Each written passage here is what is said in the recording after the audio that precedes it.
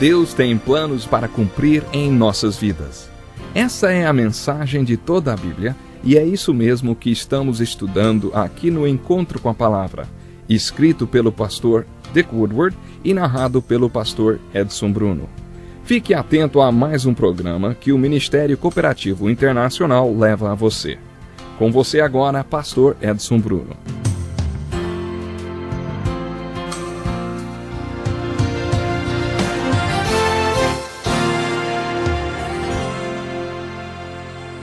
Aqui estamos nós para mais um programa Encontro com a Palavra. Estamos estudando os livros poéticos da Bíblia e eu gostaria de convidá-lo a juntar-se a nós, porque comentarei esse estudo algumas vezes nos próximos programas. Portanto, se você conheceu o nosso programa há pouco tempo, você pode começar o estudo da Bíblia com os livros poéticos e depois voltar para o Gênesis. A poesia é a linguagem do coração, e isso significa que esses livros, que chamamos de livros poéticos, são mensagens de Deus para o coração do seu povo. O livro de Jó é a mensagem de Deus para os corações feridos do seu povo, para quando seu povo está sofrendo. O livro de Salmos é a mensagem de Deus para quando seu povo está adorando. O livro de Salmos nos mostra a alegria que o povo de Deus deve ter quando está em adoração. Essa é a sua essência. Já vimos que o livro de Provérbios é a mensagem de Deus para seu povo enfrentar todas as pressões do dia a dia. A mensagem de Deus para o seu povo no livro de Provérbios são sábios conselhos para todos os relacionamentos e experiências da vida. Coração, alma e espírito fazem parte do homem interior, e essas palavras são mencionadas 70 vezes no livro de Provérbios. É por isso que o livro de Provérbios está classificado como livro poético. Os livros poéticos são dirigidos ao coração do povo de Deus. O livro de Eclesiastes é a mensagem de Deus para quando seu povo está em dúvida, porque há momentos quando o povo de Deus sofre conflitos e dúvidas. Creio que há mais fé em uma dúvida honesta do que em metade dos credos. Às vezes o questionamento, a busca da verdade ou a dúvida não são descrença. A mensagem de Eclesiastes é uma linda mensagem de Deus para o coração do seu povo quando ele demonstra fé através das dúvidas. O último livro poético, o Cântico dos Cânticos de Salomão, é uma mensagem de Deus para o relacionamento sexual do seu povo. Você pode se sentir chocado por saber que nos livros poéticos Deus dirigiu a mensagem para a vida sexual de seu povo. Salomão escreveu 1005 cânticos. Esse Cântico dos Cânticos é o único deles que temos, mas é uma joia preciosa. O último livro poético da Bíblia. E é claro que um livro como esse nas Escrituras só poderia estar entre os livros poéticos, porque o amor é uma matéria que deve ser classificada como poesia. Quando você lê o Cântico dos Cânticos, imagina uma suíte de lua de mel, onde foram colocados microfones escondidos que captaram todo o diálogo de um casal durante uma noite de amor. Por causa dessa conversa de amor tão íntima, os homens judeus eram proibidos de ler o Cântico dos Cânticos até os 30 anos. Talvez os pastores só devessem pregar sobre o Cântico dos Cânticos depois que tivessem cabelos brancos. Eu já tenho umas mechas brancas e por isso acho que já posso falar sobre o assunto por alguns minutos. Você pode se perguntar por que um livro contendo uma conversa íntima de um casal apaixonado passou pelo cânon das Escrituras. O que um livro como esse está fazendo no meio da Bíblia? Uau! Bom, se o Cântico dos Cânticos fosse transformado em filme e transmitido para a televisão, teria que passar bem tarde da noite para que as crianças não o assistissem. Por que um livro como esse está na Bíblia? Temos várias respostas. A primeira parece ser a mais óbvia. Um livro como o Cântico dos Cânticos de Salomão está na Bíblia porque nos ensina sobre a santidade do sexo. No livro de Gênesis, depois que Deus criou todas as coisas, está escrito: E Deus viu tudo que tinha feito e tudo havia ficado muito bom. Esse comentário é feito várias vezes. Depois que Deus criou o homem, nós lemos: Não é bom. Não é bom que o homem esteja só. Deus então criou a mulher. Criou o homem e a mulher, macho e fêmea, e levou a mulher até o homem em uma união sexual. Deus olhou o que tinha feito e viu que era muito bom. À luz das Escrituras no livro de Gênesis, qual deve ser a atitude do povo de Deus em relação ao sexo? Há 25 anos assisti a uma palestra sobre sexo em uma plateia de 600 mulheres em uma igreja, dada pelo Dr. Henry Brand, destacado psicólogo cristão. Depois de sua palestra, houve uma sessão de perguntas e respostas. Depois que várias perguntas foram respondidas, uma senhora aparentemente muito sofisticada se levantou e perguntou: "Ei, doutor, o que o senhor acha do sexo?" Dr. Brand respondeu: "Francamente, senhora, eu acho muito bom." Como era de se esperar, toda a plateia riu. Então o Dr. Brand perguntou: "Por que vocês riram da minha resposta? O que há de extraordinário em eu gostar de sexo?" Ele continuou falando sobre a santidade do sexo e disse: "Quando Deus fez o sexo, Ele disse que era bom. E agora o que vocês dizem? Existe uma ideia puritana de que não se deve gostar de sexo. Mas se você gosta, não deve falar que gosta. Será que é essa a atitude que devemos ter em relação ao sexo?" De acordo com vários estudiosos, a principal razão por que Deus colocou um livro com o Cântico dos Cânticos de Salomão na Bíblia foi para mostrar que sexo é muito bom. É um desafio instruir os filhos de tal maneira que eles acreditem que sexo é muito bom e que eles devem se manter virgens até o casamento. Você já pensou nisso? Nos dias de hoje, isso é um desafio e tanto, né? Vamos supor que eu tenha 3 filhas e 2 filhos e queira que eles tenham um casamento puro. Como posso conseguir isso sem passar para eles a ideia de que tem alguma coisa errada com o sexo? Eu não posso passar a impressão de que sexo é algo sujo, mas também não quero que eles se iniciem no sexo antes do casamento. Uma das grandes mentiras de Satanás é que o sexo é algo sujo. Você já reparou que as grandes mentiras de Satanás são espalhadas junto com as grandes verdades de Deus? A Bíblia diz que o Senhor é bom. Mas o que a maioria das pessoas acredita? Elas acreditam que o Senhor Deus é terrível e que se você fizer a vontade de Deus, vai acabar no lugar mais infeliz que se possa imaginar, porque o Senhor é terrível. Essa é uma grande mentira de Satanás. Deus declara que o sexo é bom. O mundo diz que o sexo é sujo. Toda essa pornografia e as pichações em todos os lugares espalham a ideia de que sexo é sujo. Se você passar para seus filhos a impressão de que sexo é sujo, pode prejudicar a vida sexual deles no casamento. Na posição de pastor, já fiz muitos aconselhamentos matrimoniais. Já disse anteriormente que a dimensão física do casamento corresponde a cerca de 10% do relacionamento. Mas quando o relacionamento não é o que deveria ser, o relacionamento sexual pode corresponder a 90% do problema. Quando você faz um aconselhamento sério, é comum acabar descobrindo que ou a mulher é frígida ou o homem é impotente. E quando você tenta descobrir a causa da frigidez da mulher ou a impotência do homem, acaba descobrindo que alguém disse para aquela pessoa que sexo é sujo. E porque eles aprenderam que o sexo é sujo, não sabem apreciar e aproveitar a santidade do sexo e nem acreditam que seja bom.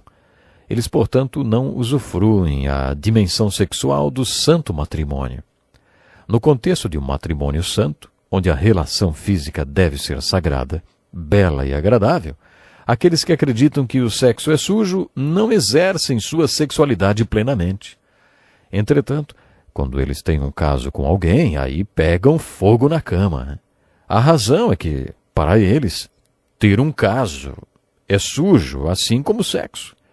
Portanto, eles conseguem exercer sua sexualidade nesse contexto. O trágico é que eles acreditaram na mentira de Satanás e não conseguem enxergar a sexualidade como deveriam enxergar. Ou seja, que o sexo é sagrado e é bom. Dá para entender agora que desserviço você presta a seus filhos quando você passa a eles a ideia errada de que sexo é sujo. Se através do livro de Cântico dos Cânticos a santidade do sexo é transmitida para você e para seus filhos, o livro então merece seu lugar na Bíblia. Se a santidade do sexo fosse a única mensagem desse livro que você aprendesse, o coração de Deus já se encheria de muita alegria. O Cântico dos Cânticos apresenta a santidade e a beleza do sexo no contexto do casamento. Quando eu estava pastoreando uma igreja numa cidade litorânea, pediram-me para dar um estudo sobre sexo para um grupo de surfistas. Eu sabia que aqueles jovens eram ativos sexualmente e que nenhum deles era casado. A maioria chegou com suas pranchas amarradas nos seus carros. Como eu sabia que todos eles viviam nesse mundo de surf, comecei o estudo perguntando se eles achavam que poderiam me ensinar a surfar no quintal da minha casa. Claro que não, eles responderam. Você não vai aprender a surfar se não colocar sua prancha na água. A partir daí entrei no assunto de sexo, dizendo o seguinte: você não vai aprender nada de sexo se não colocar esse assunto no contexto do casamento, porque é no casamento que o sexo se revela bonito e prazeroso. O Cântico de Salomão mostra a santidade do sexo no contexto do casamento.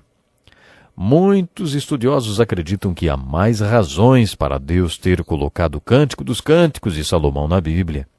A segunda razão é que o Cântico dos Cânticos de Salomão é uma alegoria do amor de Deus, Jeová, por Israel. A relação entre Deus, Jeová, e o povo escolhido de Israel está ligado a esse tipo de relação de amor nas Escrituras, especialmente nos profetas. O relacionamento entre Deus e os filhos de Israel é comparado a uma relação de amor entre o marido e sua esposa, entre pessoas que se amam, entre noivos. O chamado Grande Mandamento está presente em toda a Bíblia. O Grande Mandamento é: ame o Senhor, o seu Deus, de todo o coração, toda a sua alma e todo o seu entendimento. Será que é possível ter uma relação de amor com Deus? As Escrituras dizem que sim. A sua relação com Deus é para ser uma relação de amor. A relação mais importante de sua vida não é o casamento, é a sua relação com Deus. Quando você lê o Novo Testamento, descobre que o Cântico de Salomão também se aplica a Cristo e sua igreja. O relacionamento de Cristo com a igreja está ilustrado no Novo Testamento como o relacionamento entre o noivo e a noiva. Como você vê, a linguagem do Cântico dos Cânticos é a mesma do Novo Testamento. A relação de Cristo com a igreja deve ser uma relação de amor, como o relacionamento de amor entre o noivo e sua noiva. No Cântico de Salomão, esse relacionamento é ilustrado alegoricamente. Há várias ilustrações semelhantes no Cântico dos Cânticos e no Novo Testamento. Bom, hoje o tempo acabou, mas esteja conosco no próximo programa. Até lá então. Que lição importantíssima. Obrigado, pastor Edson Bruno. Prezado ouvinte, coloque em prática o que você ouviu aqui. Sem dúvida, sua vida será grandemente abençoada. Este é um estudo escrito pelo Dr. Dick Woodward, na voz do pastor Edson Bruno. Escreva-nos e solicite o material. Nosso endereço é Encontro com a Palavra, Caixa Postal 2011, CEP 89201-970, Joinville, Santa Catarina. Até o nosso próximo Encontro com a Palavra.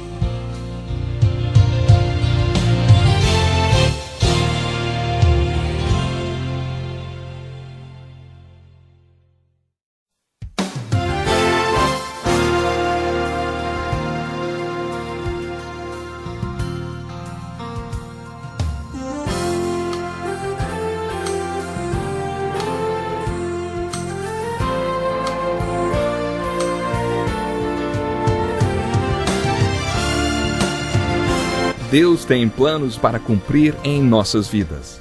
Essa é a mensagem de toda a Bíblia e é isso mesmo que estamos estudando aqui no Encontro com a Palavra, escrito pelo pastor Dick Woodward e narrado pelo pastor Edson Bruno. Fique atento a mais um programa que o Ministério Cooperativo Internacional leva a você. Com você agora, pastor Edson Bruno.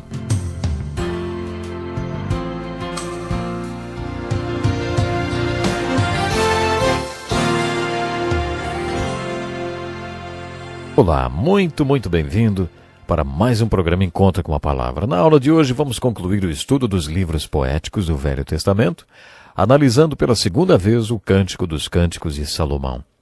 Fazendo uma última aplicação alegórica desse lindo cântico de Salomão, ou o lindo cântico de amor de Salomão, aplicamos o amor desse cântico ao nosso relacionamento pessoal com o Cristo vivo e ressurreto. Há mais uma maneira de fazer uma aplicação desse amor às nossas vidas. No Velho Testamento vimos que o povo de Deus deveria amá-lo com todo o seu ser. No Novo Testamento aprendemos que devemos amar ao Senhor Jesus Cristo com cada célula do nosso ser. Você realmente ama a Jesus? E você sabe que Jesus ama você? Perguntaram a um grande teólogo: qual foi o pensamento mais profundo que você já teve? O professor pensou por um minuto e respondeu: Jesus me ama. A Bíblia assim me diz. Esse é o pensamento mais profundo que eu já tive. Sem dúvida, esse é um pensamento simples e muito profundo. Será que você tem consciência da importância desse pensamento e de sua aplicação? Jesus realmente ama você. Como eu sei, afinal, que Jesus me ama? A Bíblia assim me diz. Essa verdade é a aplicação final do Cântico de Salomão. Esse lindo cântico de amor representa a relação de amor que deve existir entre você e o Jesus que o ama. Eu gostaria de centralizar em uma das aplicações encontradas no Cântico de Salomão. Essa aplicação refere-se a quando o noivo primeiro leva a sua noiva para o seu quarto e depois para o salão de banquetes. Leve-me com você, vamos depressa, leve-me, o rei, para seus aposentos. E depois, ele me levou ao salão de banquetes, e o seu estandarte sobre mim é o amor. A primeira aplicação que podemos fazer é que a relação com Jesus Cristo deve ser íntima. No Sermão do Monte, Jesus disse que nossa relação com Deus não deveria ser pública nem externa. Jesus nos disse que para orar não devemos ficar de pé no meio da rua, em plena luz do dia, proferindo palavras em alto e bom som para todo mundo ouvir e pensar que somos bons crentes religiosos. De acordo com Jesus, se você realmente quiser ter uma vida de oração com Deus, você deve ir para o seu quarto de oração, fechar a porta, e nosso Pai que está em secreto nos recompensará publicamente. No Sermão do Monte, Jesus nos disse mais de uma vez que nossa vida de oração deve começar na intimidade do nosso quarto. Será que o seu quarto é um aposento tranquilo para Ele? Nesse cântico de amor, um dos amantes é levado para o aposento tranquilo e depois para um salão de banquetes. Aplicando essa ilustração, esse aposento pode ser uma relação íntima com Jesus e o salão de banquete poderia representar sua adoração pública e a profissão da fé em Jesus Cristo. Você tem um relacionamento com Jesus quando ninguém está olhando, quando ninguém mais está com você? Ou todo o seu relacionamento se resume a quando você está na igreja rodeado de centenas de pessoas, hein? A igreja é o salão de banquete, mas o aposento é a sala da sua casa, quando você se levanta às 5 da manhã, fica sozinho, sem ninguém olhando. Só você e Jesus. Você já falou com Jesus assim? Você fica com Ele em um canto tranquilo do seu coração ou da sua casa? É essa uma das aplicações do Cântico de Salomão. Outra aplicação refere-se ao fato de que em todo cântico é a comunicação entre o casal apaixonado, quando essa comunicação é entrecortada, interrompida. Entretanto, essa comunhão é quebrada não pela vontade do noivo. É sempre a noiva que interrompe a comunhão deles. Isso ilustra o fato de que nossa comunhão com Jesus Cristo deve ser contínua. Se afirmamos que temos comunhão com Ele, mas andamos nas trevas, mentimos e não praticamos a verdade. Se, porém, andarmos na luz como Ele na luz está, temos comunhão uns com os outros. Cristo não vai sair das trevas e andar conosco. Se queremos ter comunhão com Ele, devemos sair das trevas e ir para a luz como Ele está na luz, e restaurar nossa comunhão com Ele. Queremos que nossa comunhão com Jesus nunca se quebre, mas infelizmente devemos reconhecer que isso acontece com frequência, não?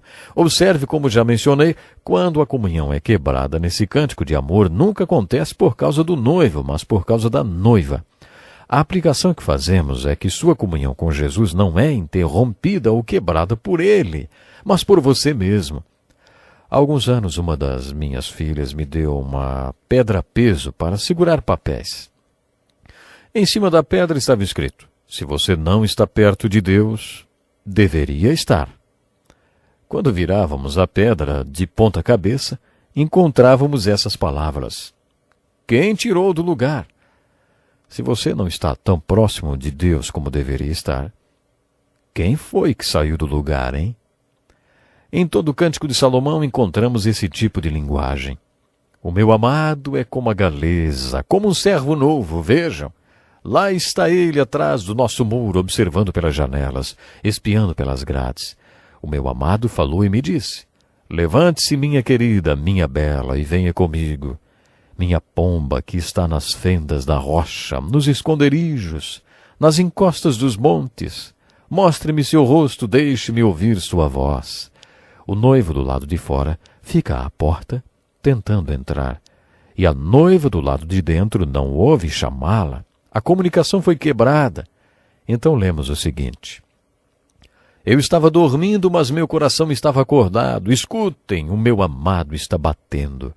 O meu amado pôs a mão por uma abertura da tranca.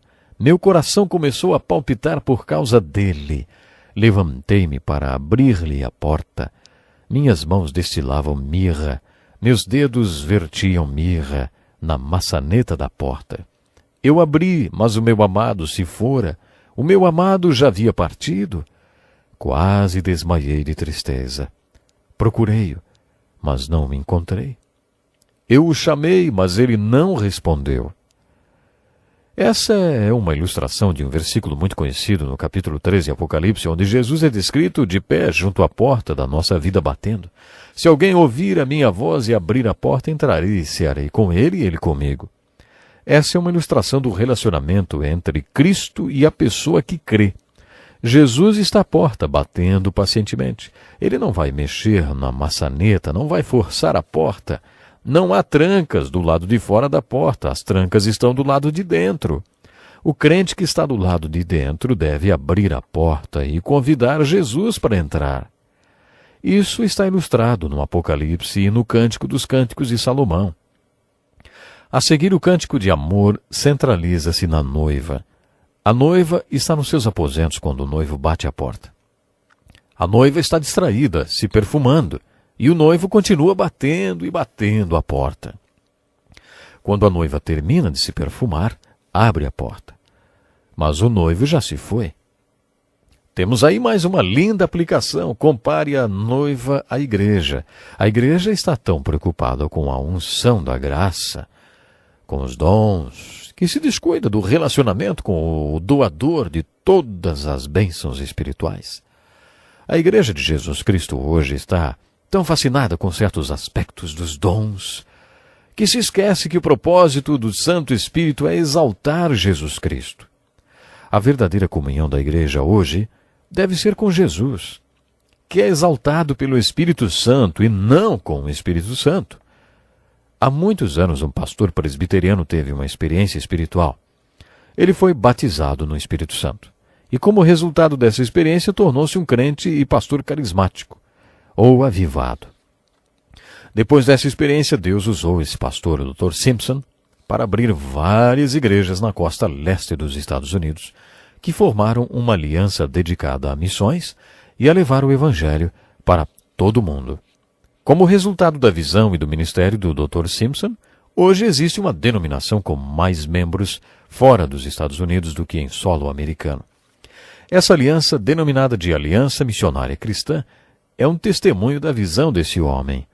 Dr. Simpson escreveu um poema que descreve o seu crescimento no Espírito Santo, nos dons e no batismo do Espírito Santo. Esse reavivamento carismático, ocorrido há 40 anos, contribuiu para que hoje ouçamos falar dos dons do batismo do Espírito Santo muito mais do que antes. Nesse poema que escreveu o Dr. Simpson, aplica os ensinamentos do Cântico de Salomão, onde a noiva está preocupada com os perfumes e deixa o Senhor do lado de fora da porta. A letra desse poema, chamado Ele Mesmo, tem essa mensagem: antes era a bênção, hoje é o Senhor. Antes era o sentimento, hoje é a sua palavra. Antes eu queria o seu dom, hoje o doador do dom. Antes eu buscava cura, hoje é aquele que cura. Antes era uma busca sofrida, hoje uma confiança tranquila. Antes era salvação, hoje eu quero tudo. Antes era uma incansável caminhada, hoje ele me leva pelo caminho. Antes estava sempre flutuando nas águas, hoje minha âncora está segura. Antes eu estava tão ocupado com planos, hoje, em oração, entrego tudo. Antes tinha tantos cuidados, hoje ele cuida de tudo. Antes eu era o que eu queria, hoje o que Jesus quer. Antes era meu o trabalho, hoje como ele quiser. Antes eu queria o poder, hoje o Todo-Poderoso. Antes eu esperava em Jesus, hoje sei que ele é meu. Antes minha chama estava morrendo, hoje tem um brilho intenso. Antes a morte eu queria, hoje sua vinda eu quero. Sempre cantarei Jesus. Tudo em Jesus, Jesus em tudo. O poema do Dr. Simpson é uma linda aplicação dessa parte do Cântico de Salomão que mostra a noiva nos seus aposentos com a porta trancada e o noivo do lado de fora. A noiva está distraída com seus perfumes e ungüentos, a unção, e o deixa do lado de fora até que ele vá embora. O Cântico de Amor de Salomão está cheio de aplicações como esta. Se a noiva quiser entender o noivo, precisa compreender a importância de cuidar das suas ovelhas com ele. Isso remete ao último capítulo do Evangelho de João, onde Jesus pergunta 3 vezes a Pedro: Pedro, você me ama mais do que estes? Cuido dos meus cordeiros. Pedro, você me ama? Pastorei minhas ovelhas. Pedro, você me ama? Cuide das minhas ovelhas. Se você quer expressar seu amor por Jesus, então mostre interesse pelo rebanho dele, cuidando e amando as suas ovelhas. Que Deus o abençoe e até o nosso próximo programa. Que lição importantíssima. Obrigado, pastor Edson Bruno. Prezado ouvinte, coloque em prática o que você ouviu aqui. Sem dúvida, sua vida será grandemente abençoada. Este é um estudo escrito pelo Dr. Dick Woodward, na voz do pastor Edson Bruno. Escreva-nos e solicite o material. Nosso endereço é Encontro com a Palavra, Caixa Postal 2011, CEP 89201-970, Joinville, Santa Catarina. Até o nosso próximo Encontro com a Palavra.